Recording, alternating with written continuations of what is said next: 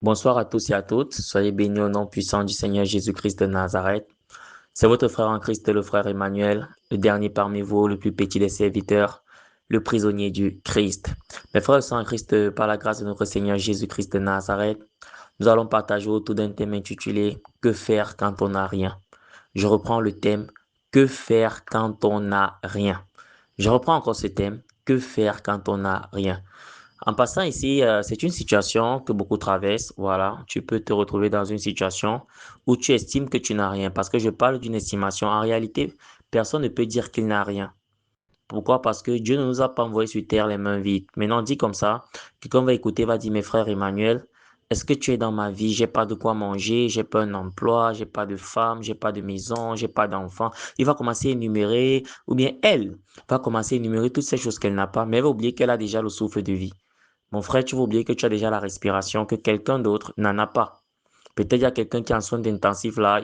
On est en train de dépenser d'énormes sommes d'argent pour que la personne puisse seulement avoir de l'oxygène. Mais toi, tu as l'oxygène gratuitement, mais tu vas te concentrer sur ces choses que tu n'as pas. Donc, le thème même est une lapalissade. Le thème même est, je sais pas comment dire, le thème est une tromperie, mais c'est une réalité mensongère, voilà. Vous allez excuser, hein. Il y a oxymore, il y a antithèse, il y a contraire dans les deux thèmes. Comment la réalité peut être mensongère? Mais la réalité, au fait, c'est le fait que c'est une vérité mensongère, voilà. Je reviens encore avec cela. C'est une vérité mensongère que beaucoup de personnes vivent. C'est-à-dire, parce qu'il te manque des choses que tu estimes que tu n'as pas encore, toi, tu commences à confesser que tu n'as rien. Maintenant, dans cette situation-là, que faire? C'est donc ça le thème. Que faire quand on n'a rien?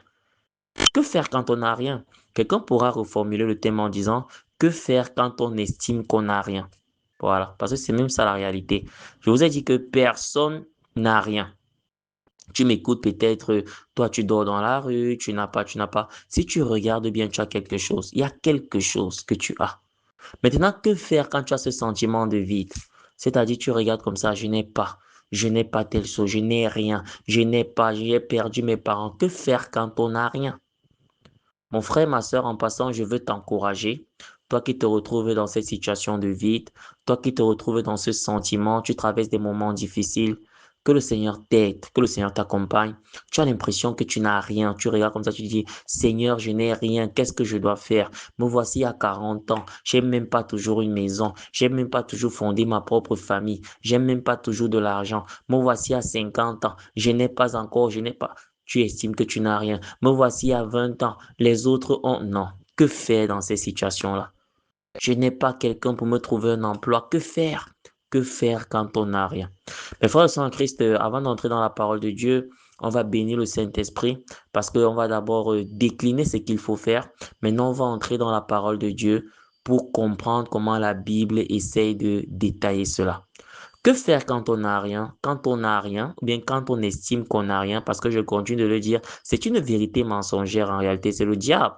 Parce que l'un des points forts du diable, c'est de te faire te concentrer sur ce que tu n'as pas en oubliant ce que tu as. Je vais reprendre ça. L'un des points forts du diable, c'est de te faire te concentrer sur ce que tu n'as pas en oubliant ce que tu as. Tu as quelque chose, mais le diable veut seulement que tu te concentres sur ce qui te manque. Si tu t'observes bien, il y a quelque chose que tu as, mon frère. Il y a quelque chose que tu as, ma sœur. Maintenant, que faire quand tu as ce sentiment-là? Que faire quand on n'a rien? Que faire quand tu te retrouves face à cette vérité mensongère, à cette réalité mensongère? Quand on n'a rien, il faut chercher à connaître Jésus-Christ de Nazareth. Je reprends ça. Que faire quand on n'a rien? Chercher à connaître Jésus-Christ de Nazareth. Cherche à connaître Jésus. Cherche à connaître Jésus, mon frère. Cherche à connaître Jésus, ma sœur. C'est dans ces moments de dénuement-là que tu peux te rapprocher de Dieu de manière intense. Vous comprenez un peu? Dans les moments de dénuement, dans les moments de manque. Vous comprenez un peu? Moi, j'aime souvent témoigner. C'est pas pour dire que le Seigneur doit me maintenir dans certains manques, mais je suis convaincu que si j'avais tout ce que je voulais, peut-être je n'aurais pas été le frère Emmanuel qui partage la parole de Dieu avec vous. Les moments de manque, les moments de dénuement m'ont souvent poussé à entrer dans des prières, des moments de jeûne de 40 jours, des moments de prière toute une nuit entière, des moments de... Vous comprenez un peu? Dans ces moments-là où tu vas chercher la face de Dieu dans le vide, le Seigneur va te combler.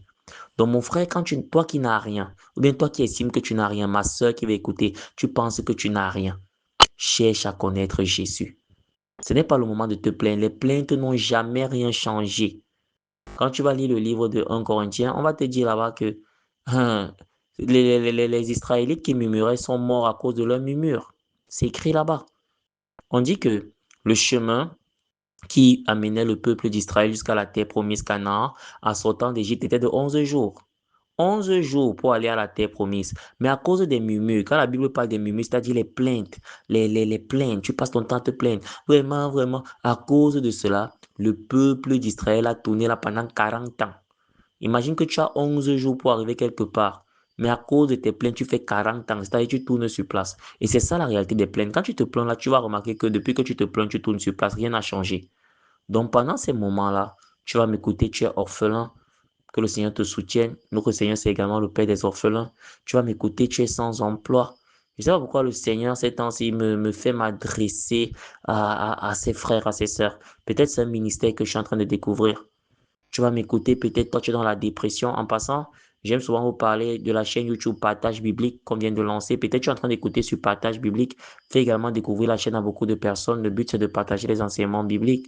Dernièrement, on a partagé pour toi qui es dans la dépression. Parfois, la dépression peut t'amener à croire que tu n'as rien. Tu vas m'écouter, peut-être toi tu es dans un dénuement, tu veux même te suicider. Dans ces moments difficiles-là, cherche à connaître Jésus. Et chercher à connaître Jésus, c'est quoi? Quelqu'un va me dire, frère Emmanuel, comment je vais chercher à connaître Jésus? Je vais rencontrer Jésus où? Voilà. Est-ce qu'il y a un endroit où Jésus m'attend? C'est simple, cherche une Bible. Aujourd'hui, il y a les Gédéons, là, les Nouveaux Testaments, là. Tu n'as pas besoin d'abord de commencer par la grosse Bible et tout. Cherche un petit Nouveau Testament, là. Tu peux me dire que chaque jour, je lis 2 pages. C'est ça, parce que Jésus, c'est sa parole. Donc, cherche à le connaître. Va dans la prière. Quand tu n'as rien, cherche à connaître Jésus. C'est en connaissant donc Jésus que beaucoup de situations vont s'arranger dans ta vie. Pourquoi? Parce que la parole de Dieu va nous révéler dans le livre de Luc 12, verset 29 au verset 31, que cherche d'abord le royaume des cieux et le reste te sera donné par-dessus. Mon frère, ma sœur, l'argent que tu cherches là, la reconnaissance que tu cherches là, le travail que tu cherches là, le mari que tu cherches là, la femme que tu cherches là, l'enfant que tu cherches là. J'ai pris des réalités humaines hein, que nous concernent tous en tant qu'humains. Même les dons spirituels, l'onction que tu cherches là, toi qui es là dans le spirituel, cherche d'abord à connaître Jésus. Connaître Jésus, et je vais même prendre cela dans le sens intime. Quand tu dis que tu connais quelqu'un, regarde les personnes que tu affirmes que tu connais, c'est les personnes avec qui tu as une intimité. Tu vois un peu? Avant de réclamer les dons, peut-être pour prophétiser, peut-être, je sais pas quoi, pour prier, les malades sont guéris, les dons de parole de connaissance, parole de sagesse, les dons de foi, les dons de puissance, les dons de miracles, de guérison. Avant de réclamer ces choses, cherche d'abord à connaître Jésus, cherche à avoir une relation personnelle avec lui. Quand tu auras la relation personnelle avec lui, beaucoup de situations dans ta vie vont s'améliorer. Ça ne sera pas sous un coup de baguette magique, mais toi-même, tu vas remarquer que beaucoup de situations dans ta vie vont s'améliorer. Donc, que faire quand on n'a rien? Cherchons à connaître Jésus. Maintenant, pourquoi on ne se limite pas juste à des conseils sages? Nous allons entrer dans la sagesse de la sagesse qu'est la Bible. Vous allez donc noter ensemble à la maison, peu importe l'endroit où tu vas sur les versets de méditation. Que faire quand on n'a rien? Quand on n'a rien, quand on n'a rien, il faut chercher à connaître Jésus. Peut-être là, l'esprit est en train de me diriger vers une élite. Tu m'écoutes, tu avais beaucoup d'argent et tu as chuté. Parce que c'est également c'est la réalité de la vie. Tu avais tellement, quand tu avais, tout le monde était à côté de toi. Maintenant, tu n'as plus rien. Tu es reparti au point zéro et les gens t'ont abandonné. Ah, dans ton cas là, que faire quand tu n'as plus rien? Cherche à connaître Jésus. Ne dis pas d'abord que, ok, je vais me relever, je relance les affaires, je vais recommencer. Non. Cherche d'abord à connaître Jésus. Quand tu vas chercher à connaître Jésus, tu vas comprendre beaucoup de choses. Et ce Seigneur-là va te combler parce que c'est un Dieu qui est là pour combler les vides. Il dit, je suis venu pour que mes brebis aient la vie et qu'ils aient la vie en abondance. Tu vas voir ça dans le livre de Jean 10 au verset 10. L'ennemi ne vient que pour égorger, dérober et détruire. Mais moi, je suis venu pour que mes brebis aient la vie et qu'ils aient la vie en abondance. Jésus est venu pour que tu aies la vie en abondance. Pas seulement pour que tu aies la vie, mais en abondance. L'abondance signifie le surplus. Il est venu pour que tu aies la vie en abondance, c'est-à-dire pour que tu aies la vie enrichie. Maintenant, pour que tu connaisses cela, il faut que tu cherches à le connaître. Quand tu vas connaître ce Jésus, tu auras la vie en abondance. Tous ces vides-là qui sont actuellement dans ta vie, tu m'écoutes, tu as le vide au niveau sentimental, pas encore marié. Tu as le vide au niveau, je sais pas quoi, au niveau de l'emploi, pas de travail. Tu as le vide au niveau sentimental, pas de conjoint. Tu as le vide au niveau spirituel. tu as le vide, je sais pas quoi, tu as le vide au niveau financier, tu n'as même pas un compte en banque. Moi, voici à 45 ans, je n'ai même pas toujours un compte en banque. Ce sont des questionnements des gens. Mon frère, ce compte en banque ne doit pas être une obsession parce que le jour qu'on va t'enterrer, tu ne vas aller avec aucun compte. Cherche d'abord à connaître Jésus. En connaissant ce Jésus-là, beaucoup de ces vides-là seront comblés au nom de Jésus. Que faire quand on n'a rien? Cherchons à connaître Jésus. Mes frères sont en Christ, nous allons donc méditer dans plusieurs passages. Premièrement, le passage de Colossiens 2, verset 8 au verset 10. Colossiens 2, verset 8 au verset 10. Deuxièmement, le passage de 2 Pierre 1 au verset 3. 2 Pierre 1 au verset 3. J'espère que tu es en train de noter. 2 Pierre 1 au verset 3. Troisièmement, nous allons aller méditer dans le passage de Psaume 37 au verset 4. Psaume 37 au verset 4. Quatrièmement, dans le passage de Psaume 84 au verset 6. Psaume 84 au verset 6. Cinquièmement, dans le passage de Jean 1, verset 1 à 3. Jean 1, verset 1 à 3. Et au final, sixièmement, dans le passage de Jean 1 au verset 14. Jean 1 au verset 14. J'espère que tu as noté tous ces versets. Si tu n'as pas pu les noter, tu vas réécouter l'audio et les noter calmement. Nous lisons au nom puissant du Seigneur Jésus-Christ de Nazareth. Voilà, nous allons donc commencer avec Colossiens 2, verset 8 au verset 10. Le passage de Colossiens 2. Nous allons commencer avec le passage de Colossiens 2, verset 8 au verset 10. Colossiens 2, verset 8 au verset 10. Nous allons lire au nom puissant du Seigneur Jésus-Christ de Nazareth. Colossiens 2, verset 8 au verset 10. Est-ce que nous sommes déjà prêts à la maison? Est-ce que tu es déjà prêt à la maison? J'attends que tu sois prêt. Voilà. Voilà. Est-ce que tu es prêt? Voilà. Si tu es prêt, nous lançons. Colossiens 2, verset 8 au verset 10. Nous lisons au nom puissant du Seigneur Jésus-Christ de Nazareth. Colossiens 2, verset 8 au verset 10. Faites attention que personne ne vous prenne au piège par la philosophie, par des tromperies sans fondement qui s'appuient sur la tradition des hommes, sur les principes élémentaires qui régissent le monde et non sur Christ. Verset 9. En effet, c'est en lui qu'habite corporellement toute la plénitude de la divinité. C'est-à-dire, c'est en Christ qu'habite la divinité. Nous, les chrétiens, voilà, peut-être toi, tu veux écouter ce partage, tu n'es pas chrétien. Nous, les chrétiens, nous croyons que Jésus-Christ est Dieu. Pourquoi? Parce que en Jésus habite corporellement dans son corps toute la plénitude de la divinité. Donc, Jésus, c'est Dieu qui s'est fait homme pour venir vivre avec nous. Voilà. C'est pas le frère Emmanuel. Nous avons cette révélation dans le verset 9. En effet, c'est en lui qu'habite corporellement toute la plénitude de la divinité. Maintenant, quelqu'un va me dire, frère Emmanuel, où est le lien avec le thème? Que faire quand on n'a rien? Nous entrons maintenant dans le verset 10. Nous avons lu le verset 8 et le verset 9 pour que les gens comprennent de qui est-ce qu'il s'agit. Donc, le verset 10 va parler de qui est-ce qu'il s'agit. Il s'agit en réalité de Christ. Nous entrons dans le verset 10. Vous avez tout pleinement en lui. Le lui ici est mis pour qui? Jésus-Christ, en qui habite corporellement toute la plénitude de la divinité. Et c'est ici que le rapprochement avec le thème est intéressant. Vous avez tout pleinement en lui. Que faire quand on n'a rien? Il faut chercher la personne qui peut nous remplir. Pourquoi? Parce que quand on n'a rien, on a un vide.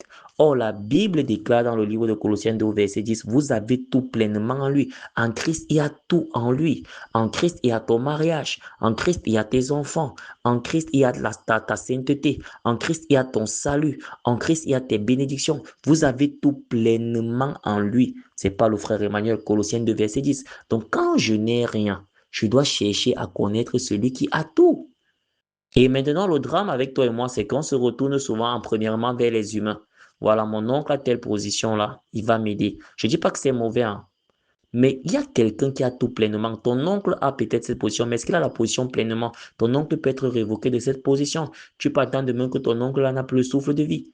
Tu ne peux pas mettre ta vie en te basant sur un homme comme toi qui peut partir. Tu dois plutôt te tourner, tu dois chercher à connaître celui qui a tout.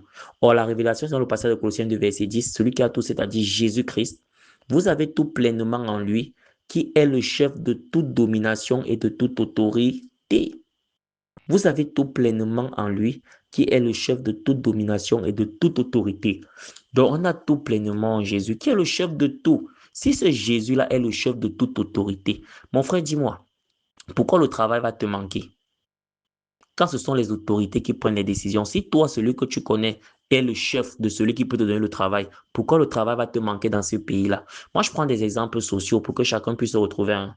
Parce qu'en réalité, c'est même pas d'abord ça la base. La base, d'abord, c'est ton salut. La base, d'abord, c'est ton âme qui doit être sauvée. Après ta mort, où est-ce que tu iras? La base, d'abord, c'est ton salut en Jésus-Christ. Mais là, je veux parler terre à terre pour que chacun puisse se retrouver. Vous comprenez un peu? Donc, j'ai pris l'exemple, par exemple, du travail. Tu te plains que tu n'as pas de travail, tu n'as rien. On te donne la révélation ici dans le passage de Colossiens 2, verset 10, que en lui habite. Colossiens 2, verset 10, vous avez tout pleinement en lui, en Jésus. Pourquoi est-ce que c'est Jésus? Lui, c'est Jésus. Parce qu'on a lu le verset 9.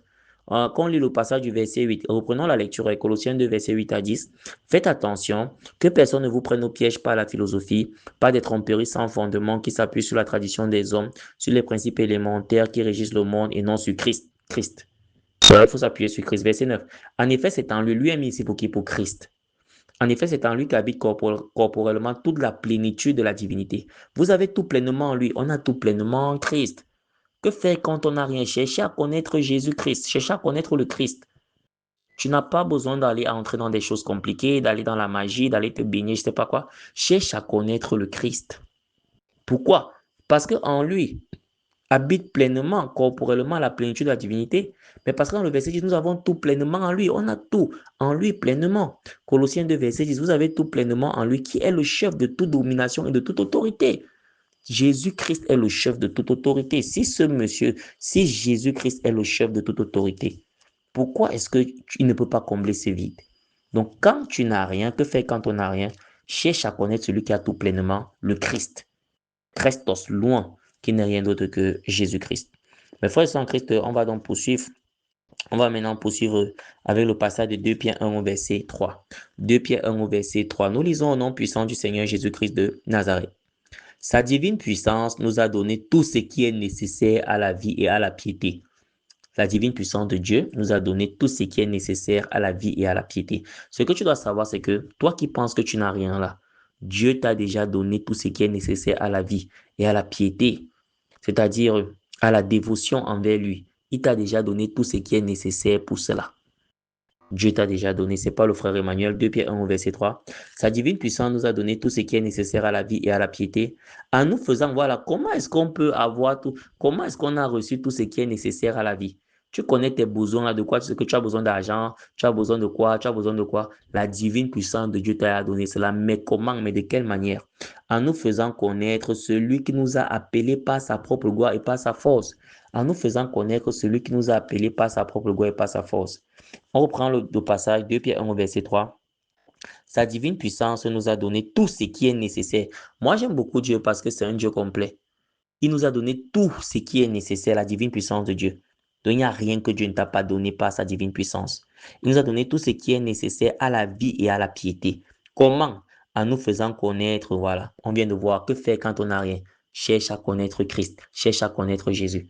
Comment est-ce que tu reçois tout ce qui est nécessaire à la vie, à la piété, c'est-à-dire à ta vie et à la marche avec Dieu. La piété, ici, c'est la marche avec Dieu dans la sanctification, dans la dévotion, la marche avec Dieu dans la consécration. Comment est-ce que tu reçois ces choses, ce qui est nécessaire à ta vie et à ta marche avec Dieu? C'est en connaissant qui? C'est en connaissant Christ.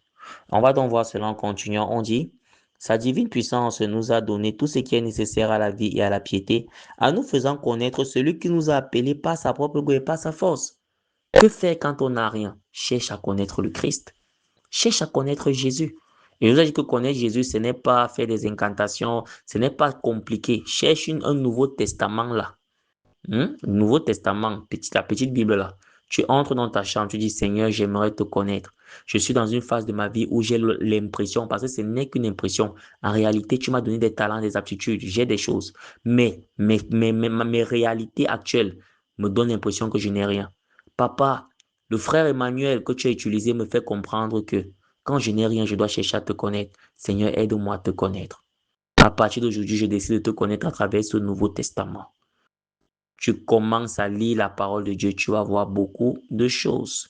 Beaucoup de choses. Pourquoi? Parce que sa divine puissance nous a donné tout ce qui est nécessaire à la vie et à la piété en nous faisant connaître celui qui nous a appelés. En nous faisant connaître celui qui nous a appelés. pas sa force et pas sa propre gloire. Donc, c'est en connaissant le Christ que tu reçois tout ce qui est nécessaire pour ta vie et pour la piété, pour ta marche. C'est pour cela qu'on dit que cherche d'abord le royaume des cieux. Ne cherche pas d'abord ces choses, l'argent, les femmes, je ne sais pas quoi. Ne cherche pas d'abord ces choses. Je sais que dit comme ça, c'est compliqué. Tu me dis que, mais monsieur, je vais manger quoi? Comment je vais nourrir ma petite famille? Comment je vais me soigner? C'est vrai, c'est des réalités humaines. Mais la parole de Dieu nous dit, dans le passage de Luc 12, verset 29 au verset 31, et vous ne soyez pas inquiets. Ne cherchez pas d'abord ce que vous mangerez, ce que vous boirez. Car ces choses, ce sont les païens, les hommes du monde qui les recherchent. Mais cherchez d'abord le royaume des cieux et le reste vous sera donné par-dessus. Je sais que dit comme ça, c'est compliqué, hein. Mais quand tu cherches d'abord Dieu, le reste va suivre. Vous comprenez? Excusez-moi de toujours revenir à la chaîne YouTube Partage Biblique. C'est un projet qui me tient vraiment à cœur. Partager ce que Dieu a mis en moi avec le plus grand nombre. Actuellement, là, nous sommes à peine 35 abonnés. Mais est-ce que je vais commencer à faire de cela une obsession, que je veux les abonnés, je veux les vues? C'est pas ça l'essentiel. L'essentiel, c'est d'abord la parole de Dieu. Cherche d'abord le royaume. Cherche d'abord la divine puissance de Dieu. Maintenant, comment est-ce que tu vas entrer dans ces choses? C'est en cherchant à connaître Jésus. Et tu vas donc entrer dans 2 Pierre 1, verset 3. Sa divine puissance nous a donné tout ce qui est nécessaire à la vie et à la piété. Dieu connaît de quoi tu as besoin.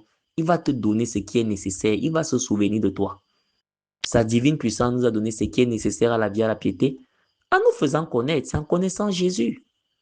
Celui qui nous a appelés par sa gloire et par sa propre force.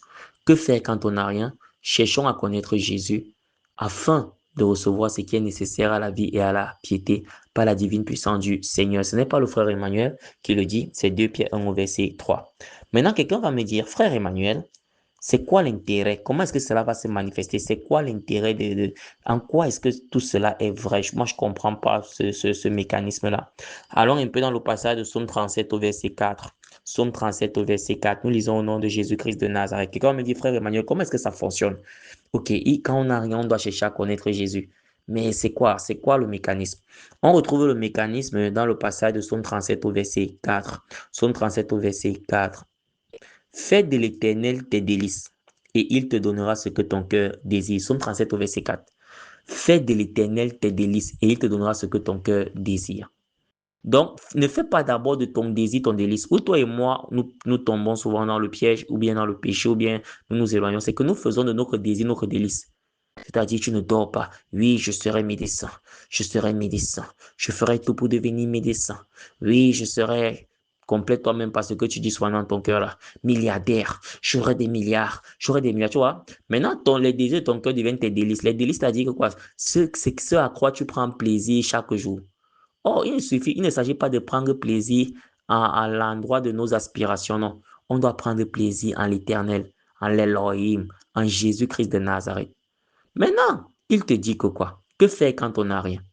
Fais de l'Éternel tes délices et il te donnera ce que ton cœur désire.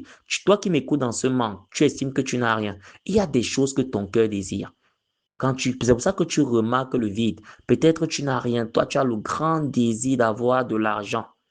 Tu vois un peu? La Bible te dit que fais d'abord de l'Éternel ton grand désir. Et par la suite, il va te donner l'argent que ton cœur veut. C'est pas moi, c'est la Bible qui le dit.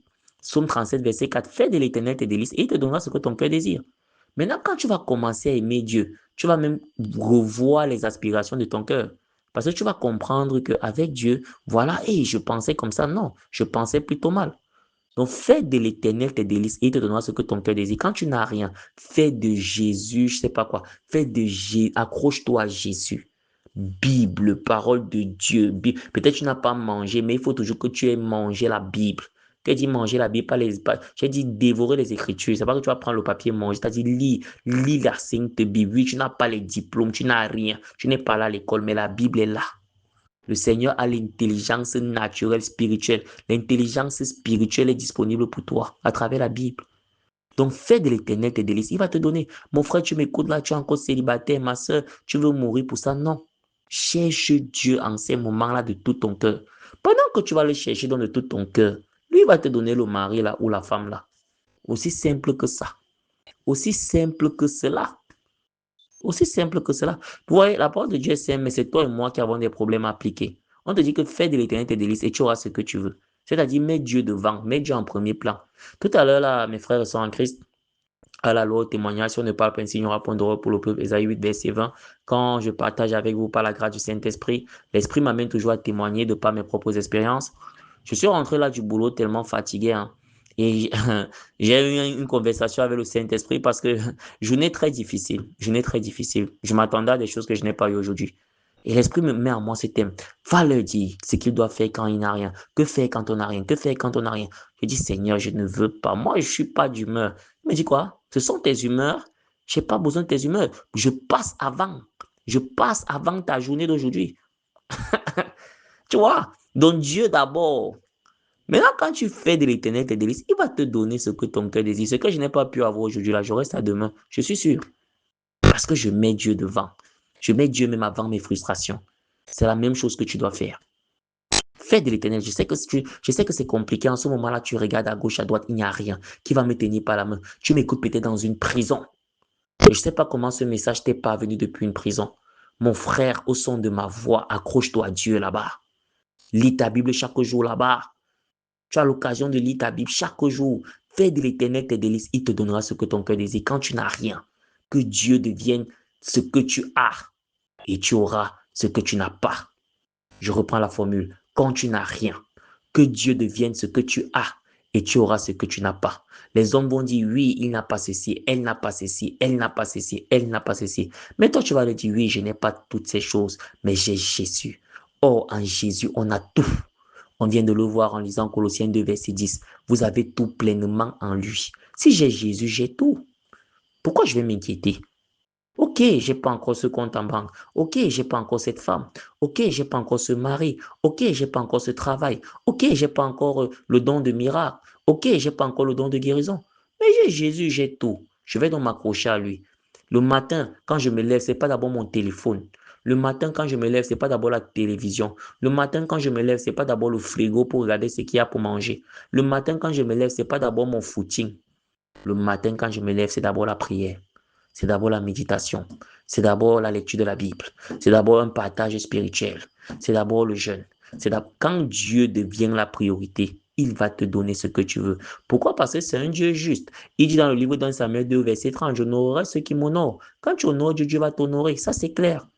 Ça prendra le temps que ça prendra, mais le Seigneur va finir par t'honorer. Donc, quand tu n'as rien, que faire quand on n'a rien? Faisons de l'Éternel notre délice. Il nous donnera ce que notre cœur désire. Ce qui nous manque là, mon frère, ma soeur, l'Esprit est en train de me conduire vers quelqu'un qui est sans abri, qui n'a pas où dormir. Peut-être tu m'écoutes depuis la rue.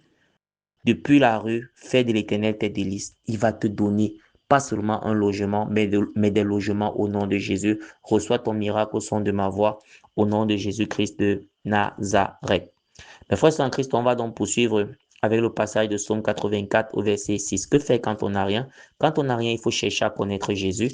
Quand on n'a rien, il faut faire de l'Éternel ses délices, c'est-à-dire il faut faire de l'Éternel la pierre angulaire. Il faut faire de l'Éternel l'axe majeur de sa vie. Il faut s'accrocher à Dieu de toutes ses forces et ce Dieu-là finira par se souvenir de nous.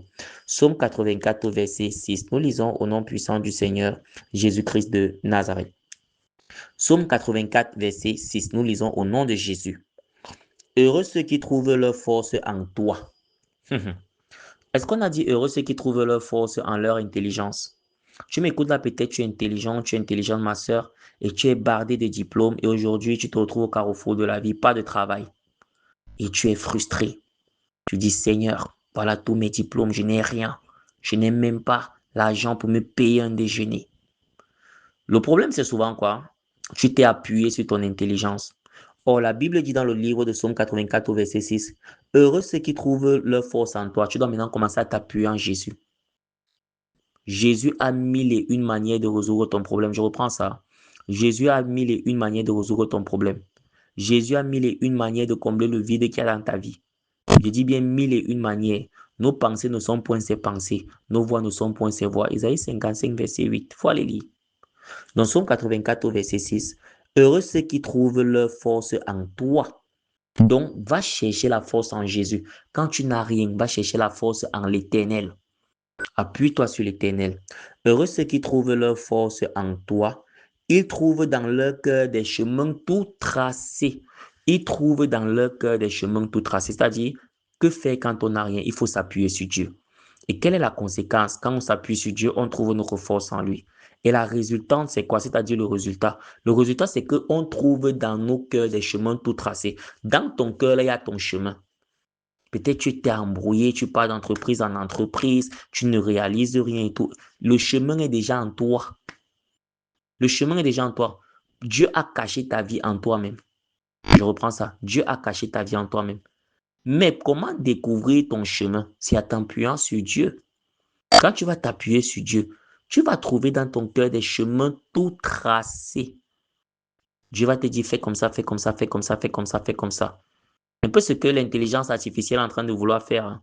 En passant, je bénis Dieu pour la technologie, mais il faut faire très attention. Il faut faire très attention. Il ne faut pas que l'intelligence artificielle se substitue au Saint-Esprit dans ta vie. Tu comprends un peu? Voilà. C'est un peu comme ce que la technologie veut t'apporter. Aujourd'hui, qu'est-ce qu'on a? Quand on a un besoin, ChatGPT, comment je fais pour faire telle chose? Tu as la réponse. ChatGPT, comment je fais pour faire telle chose? Tu as la réponse. Tu vois un peu? Tu as l'impression de... Ouais, le monde te montre même des esquisses. Mais le Saint-Esprit, c'est au-delà d'un ChatGPT. Quand tu vas t'appuyer sur le Seigneur, les chemins, tu vas trouver dans ton cœur des chemins tracés. Tu vas dire que merde, je suis même resté longtemps sans argent. Alors que si je commençais à faire ceci, alors que si je contactais telle personne, Seigneur, pourquoi? Parce que tu as commencé à t'appuyer sur Dieu. Dieu va commencer à guider tes pas. Va déposer tes dossiers dans telle entreprise. Envoie ce mail à telle organisation. Écris de telle manière. Appelle telle personne. C'est ça qu'on appelle les chemins tout tracés. Et ce qui est à toi, tu n'auras pas forcé à compliquer. Pourquoi? Parce que c'est ta part d'héritage. Heureux ceux qui placent en toi leur appui. Ils trouvent dans leur cœur des chemins tout tracés. Que faire quand on n'a rien? Placer son appui en Dieu. Placer ses espérances en Dieu. Placer sa force en Dieu. Oui, Seigneur, je n'ai pas mangé aujourd'hui. Oui, Seigneur, je n'ai rien. Mais je compte sur toi. Ce Dieu-là va te montrer dans ton cœur le chemin tout tracé. Les humains disent que la nuit porte conseil. Tu seras couché comme ça, tu vas entendre une voix qui va te dire, va faire comme ça. Et il n'y a rien de nouveau. Le Seigneur agit ainsi avec nos pères. Il agissait déjà ainsi avec Abraham. Lève-toi, quitte ton pays, va dans telle zone. Et le résultat était là. Donc, tu vas trouver les chemins tracés là pour combler ce vide quand tu vas commencer à t'appuyer sur Dieu. La Bible peut donc dire, dans le passage de Psaume 84 au verset 6, heureux ceux qui trouvent en toi leur appui et trouvent dans leur cœur les chemins tout tracés. Mais frères en Christ, on va donc terminer. Que faire quand on n'a rien? Jean 1, verset 1 à 8. On vient, si on peut se résumer, on a compris que quand on n'a rien, nous devons nous appuyer sur Jésus. Nous devons chercher à connaître Jésus. Maintenant, quelqu'un peut me dire pourquoi? Quelqu'un peut me dire pourquoi? Jean 1, verset 1 au verset 3 nous donne la réponse. On lit au nom de Jésus-Christ de Nazareth. Jean 1, verset 1 au verset 3. Au commencement, la parole existait déjà. La parole était avec Dieu et la parole était Dieu. Ce qu'il faut comprendre, c'est que Jésus, c'est la parole de Dieu. Jésus, c'est sa parole. Quand on dit cherche à connaître Jésus, je vous ai dit, prends le Nouveau Testament. C'est la parole de Dieu. Maintenant, la Bible te dit que qu'est-ce qui était au commencement? C'était la parole. C'était Jésus qui était. On reprend ça, Jean 1, verset 1 au verset 3. Au commencement, la parole existait déjà. La parole était avec Dieu et la parole était Dieu. Verset 2, elle était au commencement avec Dieu. Verset 3, tout a été fait par elle. Tu comprends ça? Tout a été fait par la parole. La parole ici, c'est Jésus. Tout a été fait par Jésus. On va comprendre tout à l'heure pourquoi nous disons que la parole, c'est Jésus, hein. Pour toi, tu te demandes que pourquoi le frère Emmanuel affirme que cette parole, c'est Jésus. On va comprendre tout à l'heure en lisant le dernier passage en 1, verset 14. Mais arrêtons-nous d'abord ici. Tout a été fait par elle. Tout a été fait par la parole. Maintenant, si tu as la parole, si tu es rempli de la parole de Dieu, si tu es rempli de l'Esprit Saint, qu'est-ce que tu ne pourras pas faire? Vous allez voir cette réalité-là. Il y a beaucoup Parce que le monde tend à te présenter juste un aspect. On te fait croire que voilà, il n'y a que les satanistes qui prospèrent et tout. C'est pas toujours ça, hein. Il y a des pasteurs, il y a des hommes de Dieu. Ils sont hommes de Dieu, ils ont des entreprises et tout. Remplis par la parole de Dieu. Pourquoi? Parce que tout a été fait par la parole. Tout a été fait par la parole. Donc, si tu es donc rempli de cette parole-là, cette parole également va t'enrichir. Enrichir, si ce n'est pas seulement en termes d'argent, sur le plan spirituel, cette parole va combler le vide que tu n'as pas actuellement. Tout a été fait par la parole. Tout, même nous les êtres humains, là, c'est la parole de Dieu. C'est la parole. On dit, tout a été fait par elle et rien de ce qui a été fait n'a été fait sans elle. Et rien de ce qui a été fait n'a été fait sans elle. Tout a été fait par la parole sur terre. Si tu cherches donc à connaître la parole quand tu n'as rien, tu auras tout. Tu vas combler ce manque-là. La femme que tu cherches, le mari que tu cherches a été fait par la parole. Maintenant, si tu as cette parole-là en toi, les chemins seront tout tracés. Donc, que faire quand on n'a rien? Chercher à connaître Jésus, chercher à connaître la parole de Dieu. Tout a été fait par la parole. C'est pas le frère Emmanuel qui le dit. La Bible, les relations que tu cherches là, il y a les relations dans la parole. Il y a les relations dans la parole. Tu peux avoir ces connexions-là par la parole. Pourquoi? Parce que tout a été fait par la parole. Et la parole de Dieu, c'est d'abord la Bible. Voilà. La parole de Dieu, c'est Jésus-Christ de Nazareth. Tout a été fait par Jésus-Christ. Par Jésus-Christ, ta vie peut changer. Par Jésus-Christ, ta vie peut changer, mon frère. Par Jésus-Christ, ta vie peut changer, ma sœur. Maintenant, nous allons en terminer avec Jean 1, verset 14 pour comprendre que c'est Jésus qui est la parole. Jean 1 au verset 14. Et la parole s'est faite homme. Voilà, je vais te poser la question. C'est quelle parole qui s'est faite homme? On continue. Elle a habité parmi nous, pleine de grâce et de vérité. Et nous avons contemplé sa gloire, une gloire comme celle du Fils unique venu du Père. C'est quelle parole qui s'est faite homme, remplie de grâce et de vérité. Et donc, nous avons contemplé la gloire comme celle du Père, c'est Jésus-Christ de Nazareth. Donc, quand tu manques de tout, quand tu as cette impression-là qui en réalité est juste une impression mensongère parce que tu as toujours quelque chose, que faire quand on n'a rien? Il faut chercher à connaître Jésus. Il faut chercher à connaître la parole de Dieu. Remplis-toi de la parole de Dieu et le Seigneur va combler ces vides qui manquent dans ta vie. Mon frère, ma soeur, j'espère que cet enseignement t'a béni. Que faire quand on n'a rien? Chercher à connaître Jésus, s'appuyer sur Jésus, faire de l'Éternel nos délices et lui, par la suite, nous donnera ce que notre cœur désire. Nous prions au nom puissant du Seigneur Jésus-Christ de Nazareth. Père éternel, je te remercie, je te rends grâce pour ce partage intitulé Que faire quand on n'a rien? Ô Seigneur Jésus-Christ de Nazareth, éternel Dieu puissant, le roi des rois, Seigneur, merci pour ce partage intitulé Que faire quand on n'a rien? Père éternel, tu connais au son de ma voix ces personnes qui vont écouter avec ce vide. Elles ont l'impression qu'elles n'ont rien. Pas d'argent, pas de maison, pas de compte en banque, pas de sainteté, pas de famille, pas de personnes qui leur aiment. Ces personnes se sentent abandonnées et elles affirment qu'elles n'ont rien. Papa, tu nous fais comprendre que dans ces moments-là, nous devons chercher à te connaître, car nous avons tout en toi et par toi pleinement. Car au commencement était la parole était avec Dieu, la parole était Dieu, et tout a été fait par elle. Père éternel, remplis-nous par ta parole. Remplis mon frère qui traverse ces moments difficiles par ta parole. Accorde-nous la grâce de te connaître afin de combler les vides de nos vies. Papa, tu connais ma sœur qui traverse ces situations difficiles. Elle a besoin, tu connais ses besoins, tu connais ses désirs, tu connais ses envies. Papa, aide ma sœur à comprendre d'abord qu'il faut qu'elle te cherche. Aide mon frère à comprendre d'abord qu'il faut qu'il te connaisse. Et par la suite, il recevra lui également les éléments de sa plénitude. Père éternel, merci pour ce partage. À toi soit la gloire, la puissance et le règne. Au nom de Jésus-Christ de Nazareth, nous avons prié. Amen. Shalom, shalom. Jésus-Christ est Seigneur. Partage massivement ceci pour que cela aille également aider une personne. N'oublions pas de nous abonner au niveau de la chaîne YouTube Partage biblique. Abonnez-vous pour recevoir des enseignements à chaque fois que nous allons mettre des enseignements. Partagez également la chaîne. N'oublions pas le site internet chrétien partagebiblique.com en un mot. Que l'Éternel vous bénisse, que l'Éternel vous soutienne. Toute la gloire au Seigneur Jésus. Amen.